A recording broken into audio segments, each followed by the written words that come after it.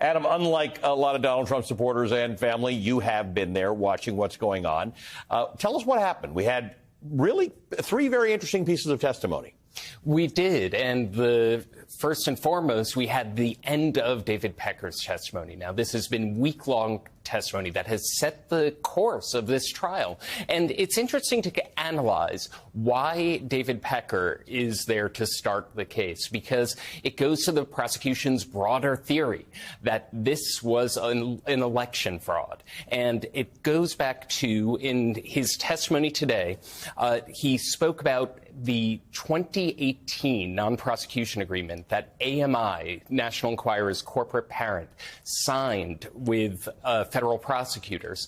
And that agreement didn't go far enough to actually admit the campaign finance violations, but David Pecker did today, and he did yesterday on the stand. He said, we agreed to that we committed campaign finance violation.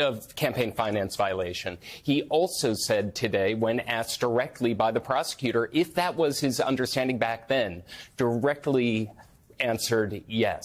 And now we're on to other witnesses, the ones that you mentioned in the introduction, who are custodial witnesses. They are introducing the pieces of evidence that are just data points for the jury that will put the pieces of the puzzle together for them. The contact information for Stormy Daniels and Karen McDougal. Why is that on the Trump Organization database? That will come into play later. We're starting to see the custodial records behind this Byzantine way of funneling $130,000 in hush money to Stormy Daniels through a shell company and a lawyer. And we're getting into the weeds on that. And that's the jurors' last impression as they go to the weekend. Faith, the issue with a story like this is that there's no question that it was very unusual how this $130,000 was handled, how these things happened. And some of that in itself is a violation of the way books have to be kept and records have to be kept. What's the challenge here for the prosecution, though? They'll probably be able to demonstrate that effectively, but ultimately having the jurors believe that this was, in fact, in furtherance of a different thing, and that was to conceal something from voters that might have made them make a different decision. How difficult is that? Well, Allie, you put your finger right on it. As the week started, there were two dramatically competing visions in this case. The prosecution said this is a seminal crime. It's about tipping an election in 2016. It's about Donald Trump desperately wanting to hide his relationship with this porn star or with other untoward relationships that could have hurt him in the election. On the other hand, the defense put forward a very plausible explanation that this is a minor records-keeping violation. Ex-President Trump shouldn't have been indicted and shouldn't be tried while he's on the campaign trail for something like this. And most importantly, outright denied that former President Trump had his fingers on this at all. Made it clear that he wouldn't know what small ledger entries are on his books and records, for example. And so what happened with Mr. Pecker this week is he made a huge inroad in favor of the prosecution to show that ex-President Trump definitely wanted to alter this election, that these are important election crimes, that he didn't care about hiding this from his family, but he cared about winning the election. And so that really buttressed the prosecution's case. And now they'll go about the important, steady, less exciting work of linking up the transactions to show they actually occurred and that false records were on the books of Trump's company. Which this office, by the way, is good at doing, because they do that in other places. But let's go back to this idea of David Pecker. The defense team, the Trump team, was trying to sort of make this come across as this is standard. This catch and kill idea is standard, happens to lots of people. And Pecker was sort of saying, no, but this was actually in furtherance of something more serious than that. This wasn't the typical, we catch a story, we kill it. There are probably a lot of reasons why you would take on a story, pay somebody for it, and kill it. But Pecker sort of said the unfinished part, that, and this was in furtherance of what Donald Trump was trying to achieve to keep this from the public. Absolutely. And that came across on redirect examination. Now, what happened was the defense attorneys presented what one would call the Casablanca defense. There's gambling in this establishment. AMI does this over and over again, that they buy people's stories, their NDAs are not unusual. But then the prosecutor on redirect honed into the differences, that there has never, even though AMI has quashed stories of celebrities and even political figures in the past, they have never been the eyes and ears of a presidential campaign. They have never identified sources of scandal and worked to silence the accusers who are bringing about that scandal. They have never had an admitted campaign finance violation, which was said in no uncertain terms today and yesterday. So systematically, the prosecution on redirect confronted each and every defense that Trump's defense attorney had presented over the past day.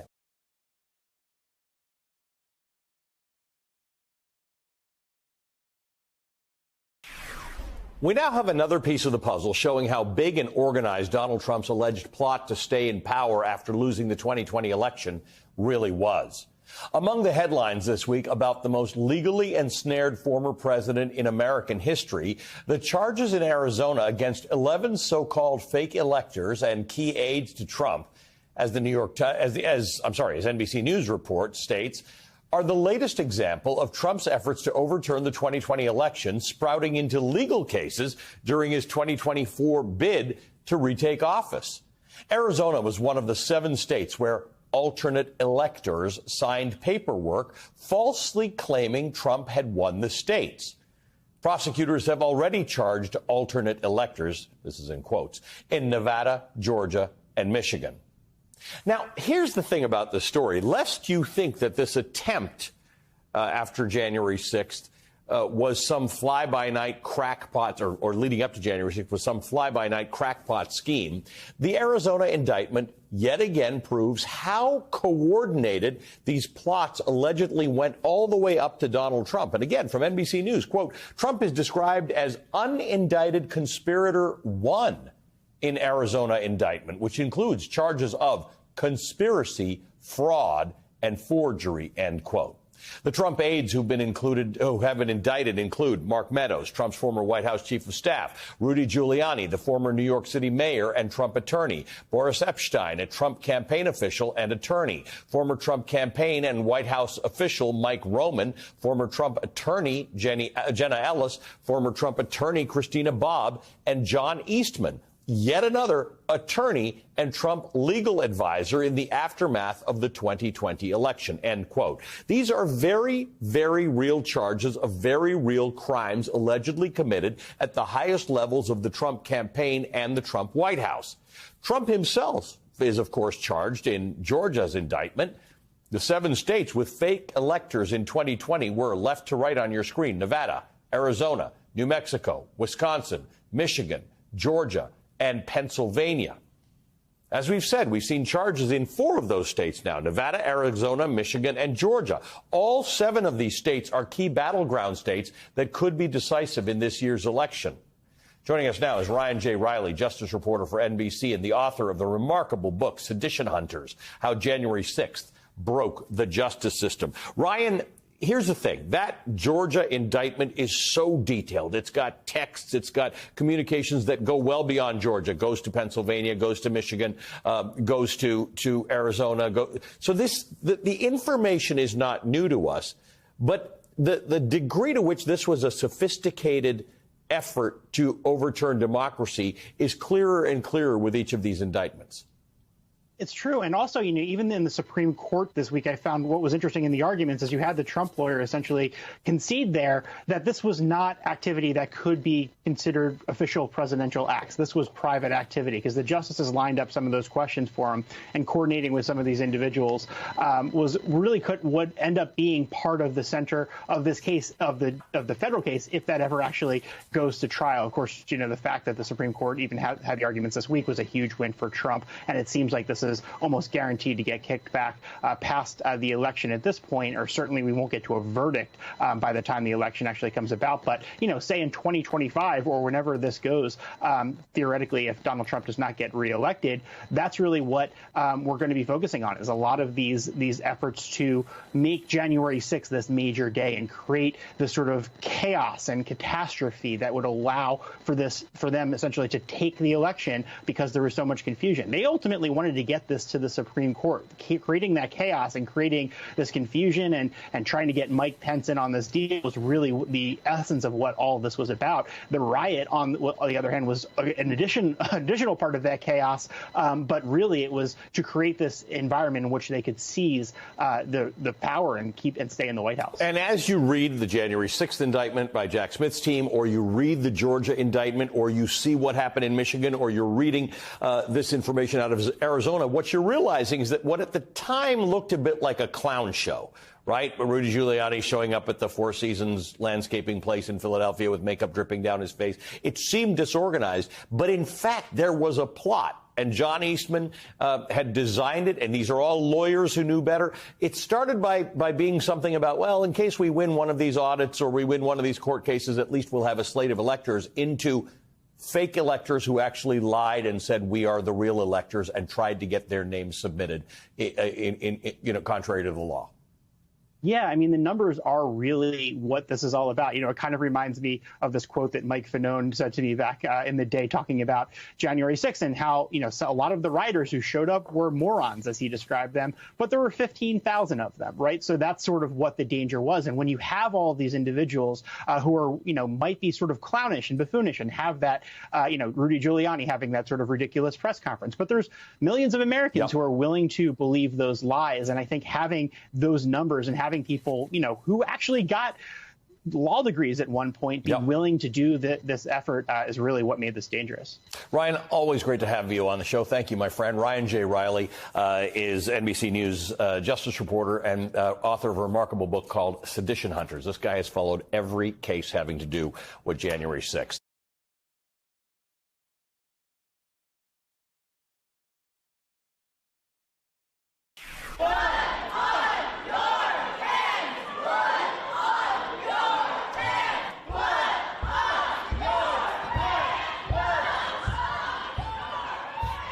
That was the scene at the Tennessee House chamber this week after Republican lawmakers passed a bill that would allow some teachers to carry concealed guns.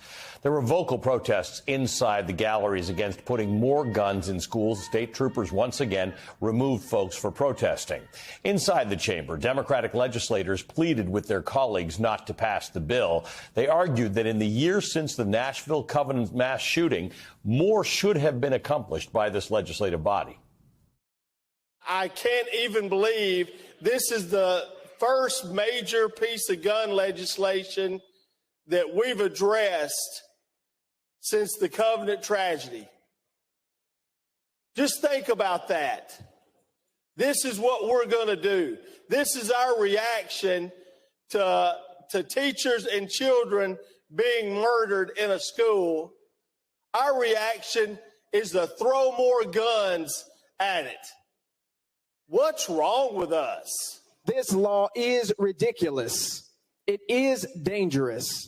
And parents are going to mourn and children are going to be hurt by it. This is increasing the dangerousness level of our schools. It is hurting and risking the lives of our children. And each and every one of us will be responsible and accountable for the gun violence that will happen due to this pathetic excuse for dealing with the gun violence epidemic. Teachers are already doing 4 jobs, and they're paid poorly for one.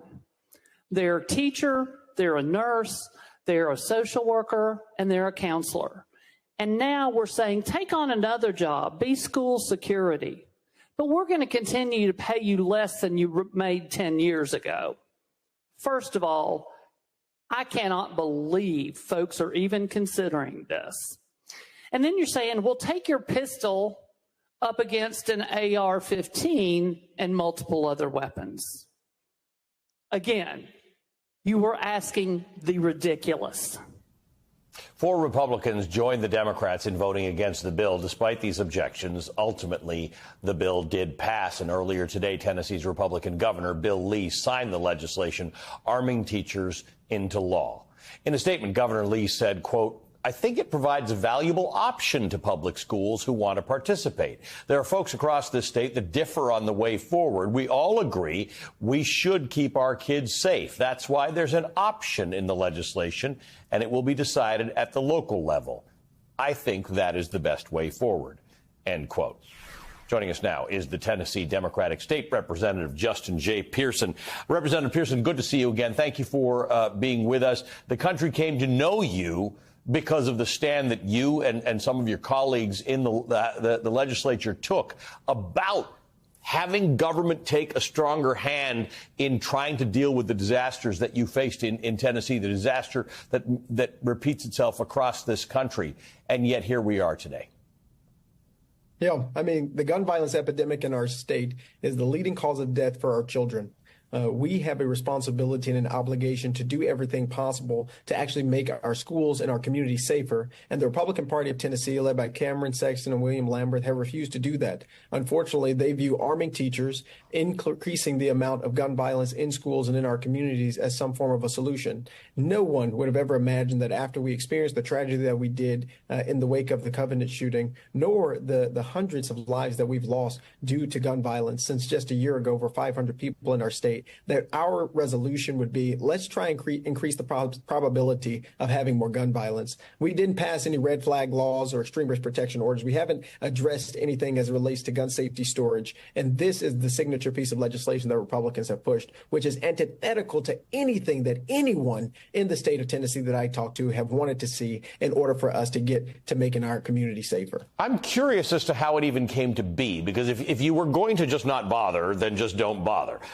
This seems to be possibly one worse than not bothering. All of those reasonable things you've talked about, which are things, by the way, that conservatives and Republicans in this country have started to consider. Things like red flag laws, things like increased background checks, things like keeping guns away from the vulnerable and from children.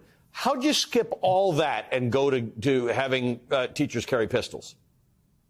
Yeah, I mean, when you have people who are in positions of power who don't really care about protecting children, don't really care about making sure that teachers are safe, and don't want to take the actions that are necessary to prevent AR-15s and weapons of war from being on our streets and being in our communities, they try and take the political expediency route of saying that they are doing something, and they don't think critically about the ramifications of their decision making. And this is what this Republican Party too often does when it comes to legislating as it relates to gun violence, as it relates to the inaction on health care, the inaction on educational opportunity. It's always acting very quickly and very decisively without research, without information, without input from the people who are going to be most directly impacted. And so we skipped all of the good laws, all of the good policies, all the good practices, because the Tennessee Firearms Association and the National Rifle Association's fingerprints on the Republican Party just won't be let go of by the people who are in positions of power. And there is a refusal to acknowledge the pain and the suffering of our communities. There's a refusal to acknowledge that pain and suffering is being caused by weak and cowardice actions of the legislature. Even this past week, an individual passed a law to prevent all localities from passing their own extreme risk protection orders, despite the fact that our state legislature refused to pass an extreme risk protection order. Now we want to prevent all of our cities from being able to do so. This is despicable, and it's very dangerous, and it's very harmful for our communities that children are going to be in schools where people have access to firearms so easily and so readily available. It's wild to watch it unfolding, and I'm almost surprised, given that what you and your colleagues did to bring the Tennessee legislature to the attention of those of us who had never paid any attention to it, that they're still doing it. But they're still doing it. So I appreciate the time that you've taken to come and tell us about it. Tennessee State Representative Justin J. Pearson.